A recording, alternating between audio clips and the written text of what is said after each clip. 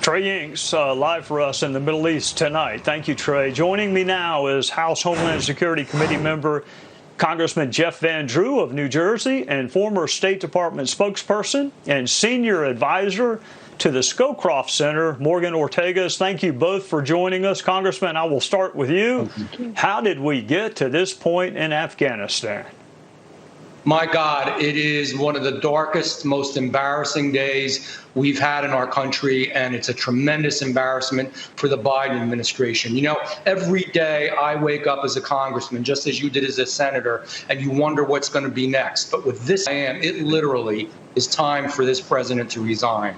It is time for this vice president to resign. It is time for the Senate president and our speaker to resign. We need new people, even new Democrats, hopefully that are moderates. We can't keep doing this. It's only been about 7 months, and this is the worst of all. This is the real topper. I mean, people that we trusted and worked with there are going to be killed. They're going to be tortured. They're going to be hurt. Women are going to be raped. People are going to be beheaded.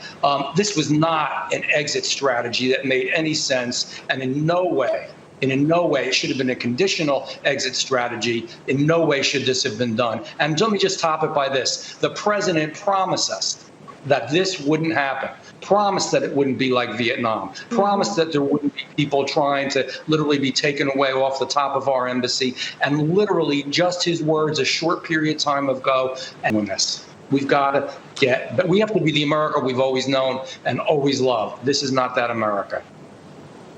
Morgan, there were plenty of Republicans that also wanted to withdraw from Afghanistan. So for those Republicans that thought that was a good idea, was the explanation that the mission was accomplished, the mission was failed, or we just abandoned the mission? That's a really good point, Trey. And I think what we're looking at happening here, if we look and say, you know, if you wanted to leave Afghanistan or if you wanted to stay with a small presence, we could have that policy debate all day. But the one thing that confounds me is the lack of planning, the lack of execution by this administration in withdrawing these forces. General Jack Keane has talked about the fact that why do we decide to do this during the height of fighting season? Why do we seemingly have why do we seemingly have no plan in place for tens of thousands of people, tens of thousands, who helped us over the last 20 years? I'm also hearing reports that we even have some dual citizens, some American citizens, who are potentially still there. It looks chaotic. It looks mismanaged. And the thing that's concerning to me is that this administration seems caught by surprise. Let's go back to the Thursday briefings and the Friday briefings from the White House, from the State Department, from the Department of Defense. They all told us that no evacuation was happening. They either lied about what's happened, that they didn't know what's happening this weekend, or they're just totally caught off guard, and they shouldn't be, because as the congressman knows from the committees that he sits on, and Trey, from the committees that you used to sit on, you know that you are briefed by the intelligence community. They're not giving one intel package to the president and a different intel package to Congress. So we need answers. We need to know why they are caught off guard. We need to know why this was so ill prepared. We need to know why we have tens of thousands potentially of people who helped us, who are sitting there, sitting ducks to be annihilated by the Taliban.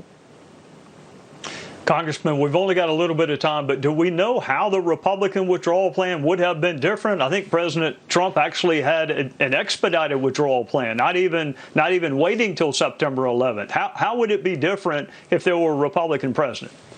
Oh, believe me, it would have been different, because the difference is you can withdraw, but you have to make sure that you're connected with what's going on the ground, that you have the proper intelligence, none of which this administration obviously had. And third of all, you have to make it extremely clear to the Taliban, if they do anything that is in any way going to harm the world around them, basically, that they are going to be, the rain of hell is going to come down on them, that they are not going to get away with that. Yeah. You cannot deal with people. And instead, we're begging the Taliban. I know it. We're dealing out of weakness. We're begging them, please leave our people. And you can't do that. You need to have a strong America, a strong military, and deal with them in a way that makes sense. We never would have done this. Thank you, Congressman. Thank you, Morgan. I look forward to having you back. Thank you for joining us on a Sunday night. My next guest is well-versed on the issue of Afghanistan.